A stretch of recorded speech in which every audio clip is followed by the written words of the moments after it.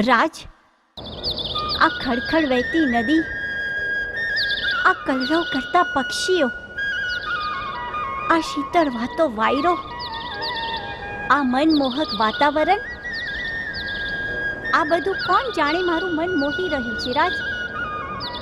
બસ મને એમ થાય છે કે હું અહીંયા જ વસી જાઉં અને આ ગામડું છોડીને મને શહેરમાં જવાનું જરાય મન નથી થતું રાજ.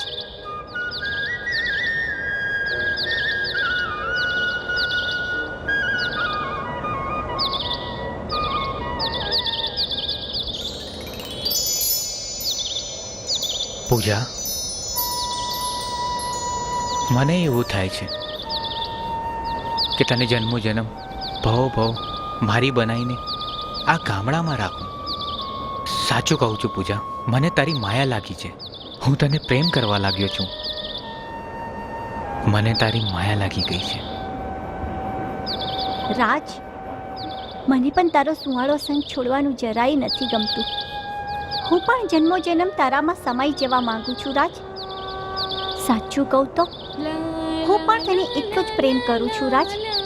મને પણ તારી માયા લાગી છે, તારી માયા લાગી છે. પૂજા દીકરી, તે ખરા ટાણે આવીને અમારી ઇજ્જતને આબરૂ બચાવી છે. તારો ઉપકાર અમે જિંદગીભર નહીં ભૂલીએ. માં, મેં તમારા પર કોઈ ઉપકાર નથી કર્યો. મેં તો મારી ફરજ નિભાવી છે. મેં તો મારી અને રાજની દોસ્તી નિભાવી છે. અને દોસ્તીમાં ધન દોલત ના જોવાય ને, દોસ્તીમાં તો જીવ પણ આપવો પડે ને, તો પણ મને એની પરવા નથી માં. બેટા રાજ, હા માં. પૂજાનું આપણા પર બહુ ઋણ છે. એનો ઉપકાર ક્યારેય ના ભૂલાય. આપણે પ્રાણ આપવો પડે તો પણ તું ખસકાતો નહીં. માં, તારો આશીર્વાદ હશે ને તો તારો આ દીકરો ક્યાંય પાછો નહીં પડે. પૂજાએ આપણો સમય સાચવ્યો છે, તો હવે મારો વારો છે એમનો સમય સાચવવાનો. હા માજી, આજે જેમ જેમ દિવસો વીતતા જાય છે એમ એમ મારા હૈયામાં બદલાની આગ વધુ ને વધુ સળગતી જાય છે. માજી, મારે ધન દોલતની કાંઈ ખોટ નથી, પણ મને જેને મારા મા બાપની ખોટ પાડી છે એ મારા મા બાપના હત્યારાને પકડીને એને સજા આપવાનો સમય આવી ગયો છે. માં, અમને આશીર્વાદ આપો કે હું એ હત્યારાને શોધીને મારા મા બાપના મોતનો બદલો લઉં. પૂજા, આ જંગમાં હું પણ તારી સાથે જ છું. આ જંગમાં મારા પ્રાણ પર આપવા પડે ને તો પણ હું પાછો નહીં ફરું. માં, અમને આશીર્વાદ આપ માં. માં અંબે તમારા રખોપા કરે.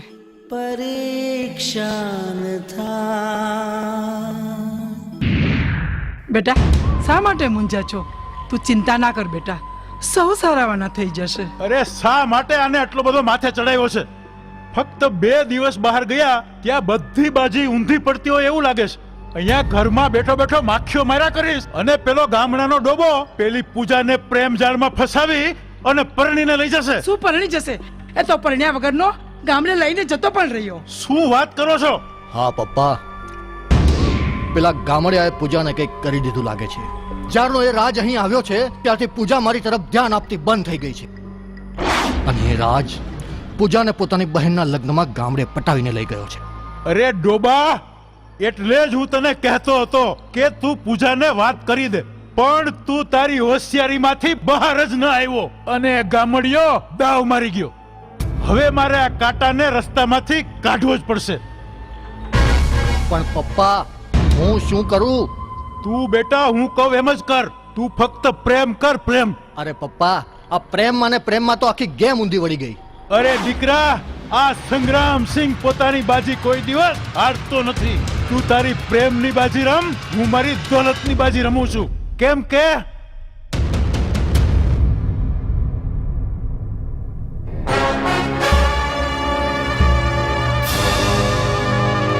કડવી છું કારેલા જેવી વાતો કરું છું મીઠી મીઠી, તોય લોકો મને કહે છે કડવી. લોકોને મારી વાતો કડવી લાગે છે, એમાં હું શું કરું? લોકો મને કહે છે કડવી કડવી ફોય. ઉલટી, હા મેડમ. જો તો કોણ આવ્યું? તમે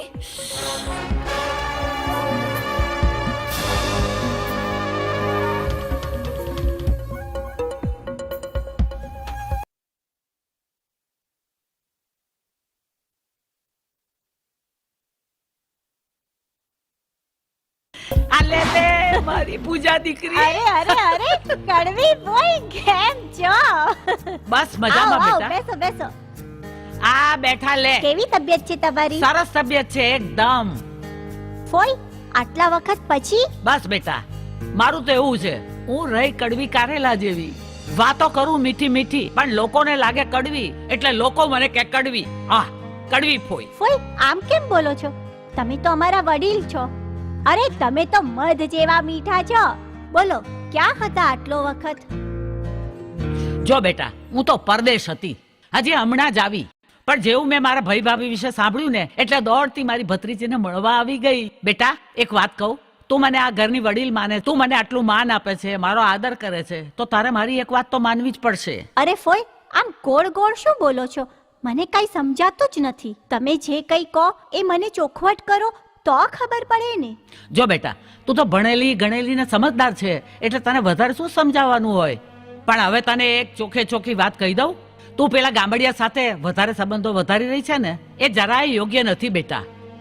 સમાજમાં જાત જાતની વાતો થાય છે. હું તને એમ કહું, ક્યાં આપણે અને ક્યાં પેલો ગામડિયો નોકર. ફોઈ આ તમને જેને પણ અમારા વિશે જે કઈ વાતો કરી છે ને, એ નક્કી કાં તો અમારો વિરોધી પક્ષનો દુશ્મન હશે, કાં તો નક્કી એ આપણા બંનેના સંબંધો તોડાવવા બાકી રહ્યો છે, જે આપણા બેના વચ્ચે ઝઘડો કરાવી રહ્યો છે. હા દીકરી, હું પણ એમ જ કહું છું, પણ મારી વાત લોકોને કડવી લાગે છે, કારણ કે હું રહી કડવી કારેલા જેવી, અને વાતો કરું મીઠી મીઠી, તોય લોકો મને કહે કડવી. હા, કડવી ફોઈ. ફોઈ મારા પર વિશ્વાસ રાખજો. મારા મા બાપના નામ પર કલંક લાગે ને, એવું કામ હું ક્યારેય નહીં કરું. હું જે કંઈ કામ કરીશ ને ફોઈ, એ બહુ સમજી વિચારીને કરીશ, જેથી મારા મા બાપના આત્માને શાંતિ મળે.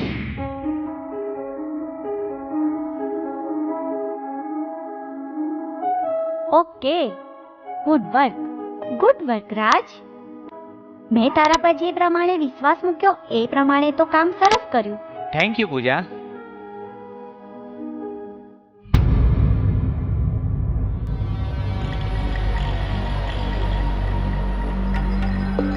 રાજ, તારી ફાઇલમાં પ્રોડક્શન 75% બતાવે છે અને રણબીરની ફાઇલમાં 55% બતાવે છે. તો પછી બાકીનું પ્રોડક્શન ગયું ક્યાં? પૂજા, આપણું તો ડેલી 100 કમ્પ્લીટ થઈ જાય છે, તો પછી સ્ટોકનો મતલબ જ ક્યાં છે? વોટ? રાજ, જરા રણવીરને મારી કેબિનમાં મોકલ ને. ઓકે.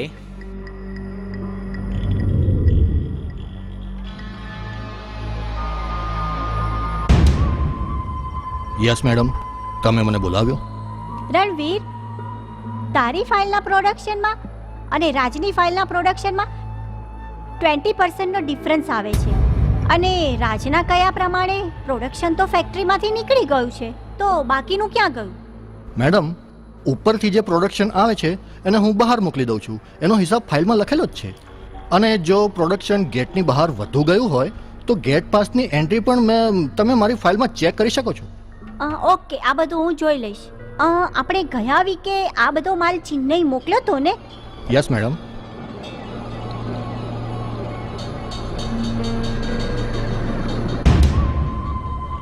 हेलो, मैं पूजा इंडस्ट्रीज में से मिस पूजा पटेल बात कर रही हूँ. सर, हमारा एग्जैक्ट आपके यहाँ कितना माल आया है? ओके. हाँ, ओके. રણવીર, 10 ગાડી એટલે 75%. મેડમ સોરી, મારાથી થોડી ભૂલ થઈ ગઈ. એકચ્યુઅલી મારે પૈસાની થોડી જરૂર હતી, એટલે મેં આમાંથી થોડા પૈસા લીધા છે અને પૈસા મારાથી વપરાઈ ગયા છે. પણ મેડમ, હું તમને વચન આપું છું કે હું થોડાક જ દિવસમાં તમને આ જેટલા પણ પૈસા મેં લીધા છે એ બધું હું તમને સરભર કરી આપીશ. મેડમ, આઈ એક્સ્ટ્રીમલી સોરી મેડમ. રણવીર, આજે તે મારો વર્ષો જૂનો વિશ્વાસ તોડી નાખ્યો. અરે, પૈસાની કઈ વાત જ નથી. પૈસા મારા માટે ગૌણ વસ્તુ છે. પણ જો તે મારો વિશ્વાસ રાખ્યો હોત ને, તે મારી જોડે પૈસા માંગ્યા હોત ને, તો આ વસ્તુ હું ના થવા દેત. પણ તે મારો વર્ષો જૂનો વિશ્વાસ તોડ્યો છે. રણવીર, તે મારી જોડે વિશ્વાસઘાત કર્યો છે. કેમ કર્યો? મારા દિલને કેટલો આંચકો લાગ્યો શું એ જાણે છે તું? Sorry madam, I am very very sorry. હું તમને વચન આપું છું કે આવી ભૂલ ફરી મારાથી ક્યારેય નહીં થાય. રણવીર, તે ભૂલ તો કરી જ છે અને એની સજા તારે ભોગવવી જ પડશે. હું તને નોકરીએથી નથી કાઢતી. આપણા ફેમિલીના રિલેશનને ધ્યાનમાં રાખીને હું તારી જોડેથી મેનેજરની પોસ્ટ પાછી લઉં છું અને હવે તને સુપરવાઇઝરની પોસ્ટે રાખી. મેડમ પ્લીઝ મને એક ચાન્સ આપો મેડમ. ફરીથી આવી ભૂલ કોઈ દિવસ નહીં થાય. It's my last decision Ranveer. You can go નાઉ.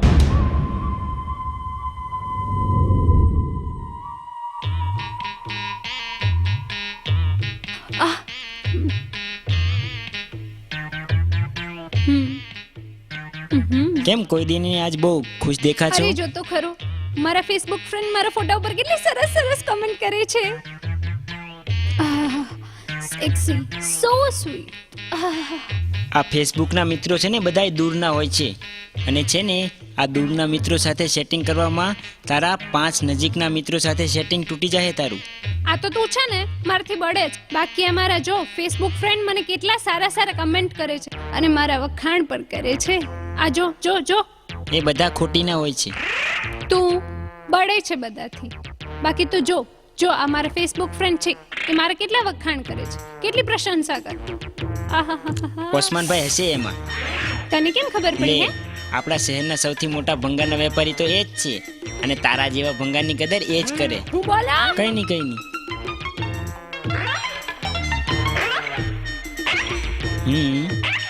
શું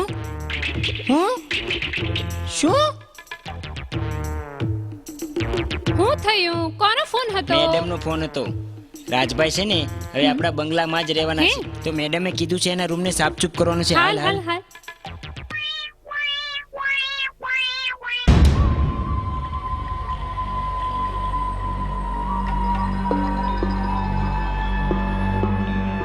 અરે સાલા ડફોળ, તે આ શું કર્યું? એક નજીવી બાબતમાં પૂજાનો વિશ્વાસ તોડ્યો. અરે નાલાયક, તે તો મારી ઇજ્જતની વાટ લગાડી દીધી. વાટ પણ પપ્પા, કડકાઈ જેટલી બધી હતી કે હું શું કરું? અરે કરવાનું તો ઘણું બધું હતું. હું તને કંપનીનો માલિક બનાવવાની કોશિશ કરું છું અને તું મેનેજરમાંથી નોકર બની ગયો. અરે રે, આ શું કરો છો? એક તો મારો દીકરો આટલો ટેન્શનમાં છે ને ઉપરથી ને આટલો ધમકાવો છો. અરે તે જ આને માથે ચડાવ્યો છે. તું તારું કામ કર. અરે તારા કરતા તો પેલો ગામડિયો કેટલો સારો. 6 મહિનાથી જ આવ્યો છે અને કંપનીનો મેનેજર બની ગયો. પપ્પા, આ તો મારો સમય ખરાબ ચાલી રહ્યો છે એટલે. પણ તમે ચિંતા ના કરો. હજી તો રાજ કંપનીનો મેનેજર જ બન્યો છે, માલિક નહીં. અને મારા માટે તો એ સામાન્ય નોકર જ છે. બેટા, તું દરેક કામમાં એટલી બધી ઉતાવળ કરે છે કે વાત પૂછોમાં. શું જરૂર હતી તારે 25-50 હજાર ઉપાડવાની? પ્રેમ કરીને કાઢ્યા હોત ને તો લાખો ને કરોડો મળત. પણ કાંઈ વાંધો નહીં, હજી બગડ્યું નથી. હવે મારે મારી કપટી બુદ્ધિનો ઉપયોગ કરવો પડશે. આ સંગ્રામસિંહ એની કપટી બુદ્ધિનો ઉપયોગ કરે ને પછી ઝાડવાના પાંદડાય ન લે.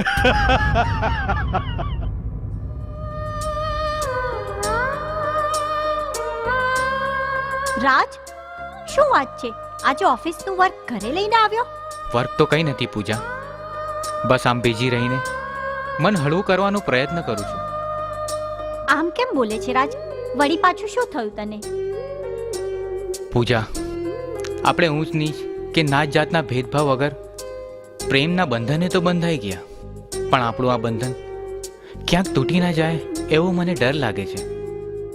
રાજ, આપણા પ્રેમના બંધનને કોઈ તોડી નહીં શકે.